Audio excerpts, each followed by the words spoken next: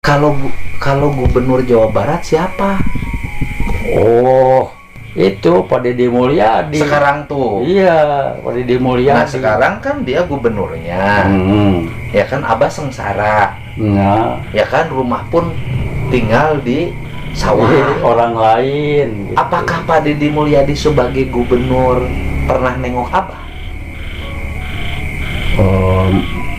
Belum menengok gitu. Tidak membantu Abah?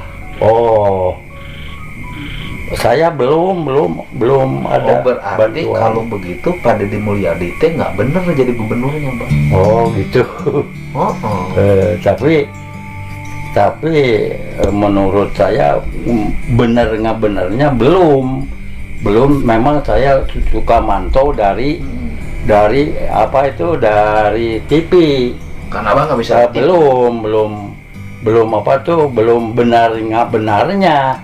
Kalau saya juga dalam pikiran saya mau berhadapan dengan Pak Deddy Mulyadi. Kalau Belusukan, mohonlah Pak Deddy dalam hati.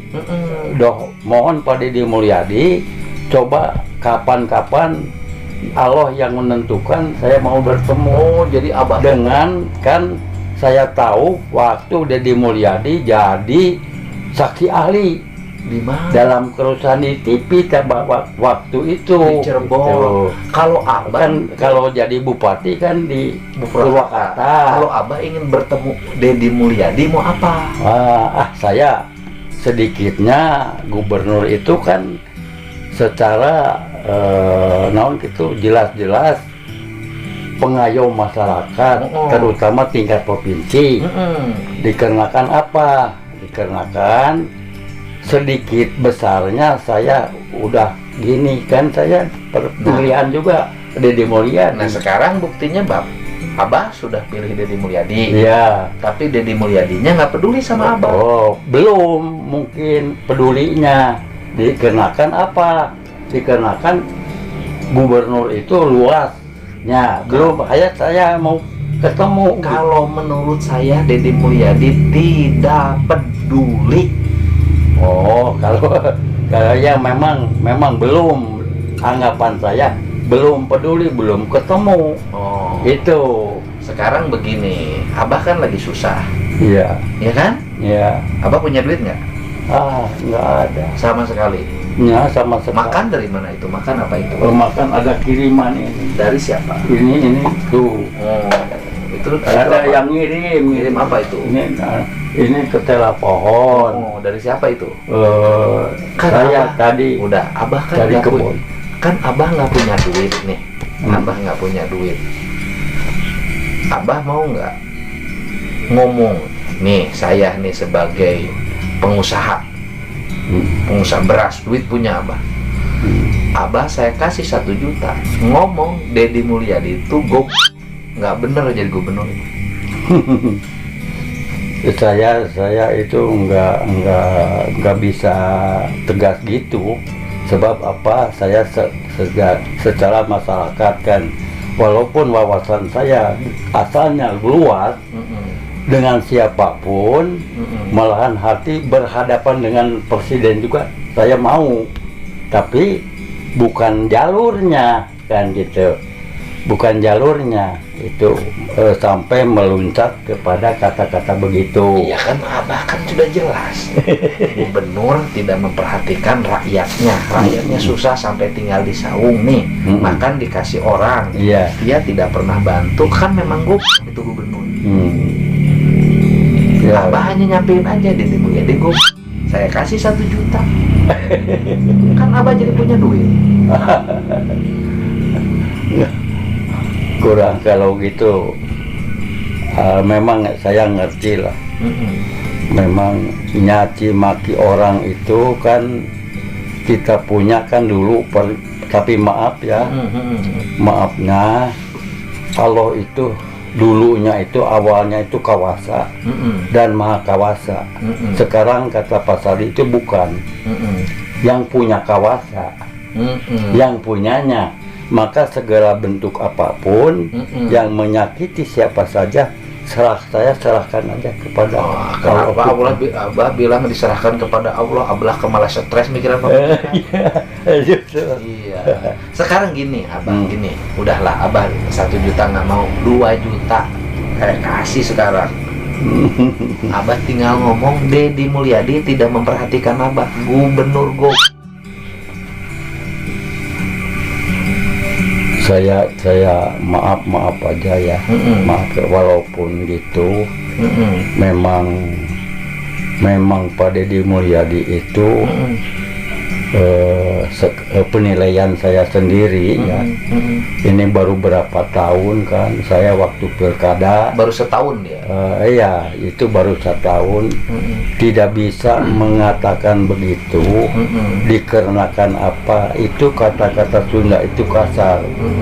Nah, tidak boleh nyaci maki dengan kenyataan itu. Di medsos juga banyak yang ngomongin Deddy Mulyadi banyak tidak becus, tidak mampu. Selama jadi gubernur setahun tidak ada hasilnya, banyak. Mudah-mudahan kalau kedengaran sama saya enggak dikarenakan enggak masalah menyendiri. Jarang bergabung, entah bagaimana gitu ya. Tapi menurut saya pribadi ya kan tahap demi tahap, semoga aja ya Allah Pak Deddy Mulyadi sehat walafiat sampai orang besar orang kecil itu warganya gitu. Sekarang saya taikin 3 juta sok Abah. Mau nggak mau ah. Udah saya taikin. Walau begini lo mengatakan begitu, saya cuma mendoakan kepada Deddy Mulyadi sehat sama keluarganya dengan siapapun. Itu cuma bisa mengatakan itu. Itu tidak boleh. Menurut ajaran saya tidak boleh. Semoga sehat dan memperingati atau mengasihi kepada orang banyak. Udah 4 juta Bah. Walaupun tidak bisa mengatakan 4 juta, 5 juta disuruh 5 juta Bah. Abah bilang ngomong Deddy Mulyadi tidak punya perhatian masyarakat nih, orang susah dibantu sama Deddy Mulyadi, goblok. Iya, sebab apa? Menurut informasi telinga inilah Deddy Mulyadi gitu. Menurut saya inilah Deddy Mulyadi. Gitu. Ya udah, sekarang gini, Abah nggak mau bilang begitu karena saya harus ngejar pembelian Abah di sana. Ya kan? Udah, Abah rencana mau apa besok? Begini Pak ya. Begini, saya rencana ini orang yang punya sawah itu saya rencana ini balong akan dibuka. Jadi mau bikin usaha. Jadi Abah terusir tuh? Ya nyamar terus di sini gitu. Abah berarti nggak tinggal di sini lagi nanti? Enggak, tetap di sini. Tetap di sini. Tetap di sini. Abah nggak ada rencana tinggal? Sudah ada surat perjanjian. Jadi ini balong urus. Abah tugasnya ngurus balong di sini. Gitu. Nah gini aja nanti Abah, karena saya makan ngabanar pare Abah ya. Abah nanti ngurus balong nggak apa-apa. Abah bilang gitu. Goblok nggak mau nggak apa-apa, terserah Abah lah. Jadi Abah tinggal ini nanti bekal Abah nanti takut ngurus pare, ngurus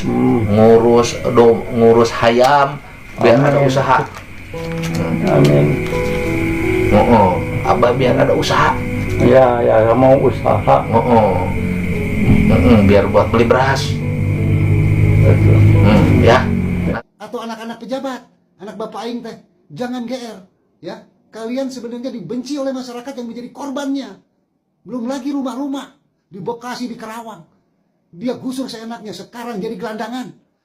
Salah satu penyebab utama sindrom megalomania yang terjadi kepada Dodi Permana ini adalah biasanya ini secara umum disebabkan oleh kegagalan-kegagalan dalam hidupnya. Baik itu kegagalan dalam karir, kegagalan dalam bercinta atau berpasangan, atau kegagalan dalam berumah tangga. Hal ini tentunya dapat memicu adanya sindrom megalomania. Dan juga hal yang paling umum biasanya salah satu bagian dari megalomania adalah skizofrenia ya. Ini juga salah satu gangguan kejiwaan. Gejala semacam ini dapat dilihat oleh mental dia yang tidak stabil dan cenderung pemarah. Dan juga menganggap bahwa orang lain itu salah. Jadi apa yang dilakukan oleh orang lain, sebaik apapun itu tetap akan disalahkan oleh orang yang memiliki sindrom megalomania. Pagi ini saya ada bocoran tentang uang kadedeh dari Gubernur Jawa Barat. Uangnya berasal dari mana? Nah, ini saya dapat info langsung dari seorang wartawan senior yang dichat oleh Ordal BJB. Ternyata aneh ya, ada jual dedet sapi katanya. Yang mana sapinya belum ada juga ya. Katanya sapinya masih di kandangnya. Tak berapa puluh sapi ini ya yang dijual ke BJB dan BJB bingung. Nah, ini chatnya, saya bacakan saja ya. Oke. Pak Haji Tatang, selamat sore. Jadi langsung nih ke sahabat saya, wartawan senior. Pak Tatang, saya mau berbagi info soal Jabar 1 yang kelihatannya heroik. Berbagi uang kadede untuk Persib Bandung beberapa hari lalu sebesar Rp 1M yang kata bohongnya katanya berasal dari jual sapi-sapinya. Nah lo, lanjut ya. Sesuai info internal yang saya terima, uang sebesar 1M itu confirm berasal dari uang Bank BJB. Dengan Jabar 1 ngadedeken ke BJB seakan-akan BJB beli sapi dari Jabar 1. Yang sampai sekarang BJB bingung bagaimana konstruksi pembukuan keluarnya uang yang dibarter paksa Jabar 1 dengan uang yang sudah keluar dari BJB sebesar 1M. Wih, ngeri. Yang seolah-olah Jabar 1 sebagai hero untuk uang kadede ke Persib. Ya, maksudnya ini sumbernya kan dari BJB yang jadi hero Jabar 1 gitu loh.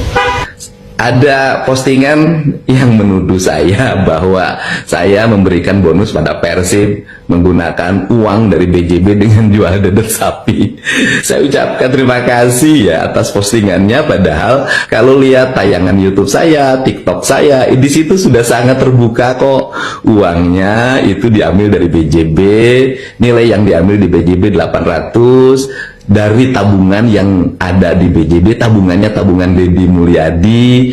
Tabungan itu diisi dalam setiap waktu berdasarkan penghasilan yang saya miliki, dan saya juga memasukkan hasil penjualan sapi ke rekening yang saya miliki. Dan sapinya dijual pada siapa? Ya pada banyak orang yang membeli sapi ke kandang saya, dan saya mengambilnya 800 juta untuk diberikan bonus kepada Persib Bandung. 200 juta bersumber dari uang yang saya bawa dari rumah, semuanya 1 miliar. Kenapa sih saya tayangkan waktu itu? Ya ini tujuannya untuk tidak menjadi fitnah, jadi orang membuat berita-berita hoax, berita bohong, menyesatkan dengan tujuan tertentu.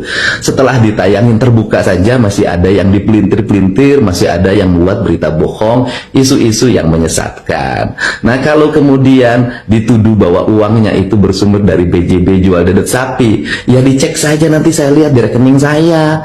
Ada nggak uang yang masuk 1 miliar dari BJB hasil jual dedet sapi? Gampang itu ya. Untuk itu saya ucapkan terima kasih, dan saya melihat sih bahwa hampir 99 warganet tidak mempercayai tayangan atau berita bohong tersebut. Semoga yang membuat berita bohong ini segera disadarkan, dan saya memaafkan karena itu pekerjaannya tiap hari. Jadi kalau tidak membuat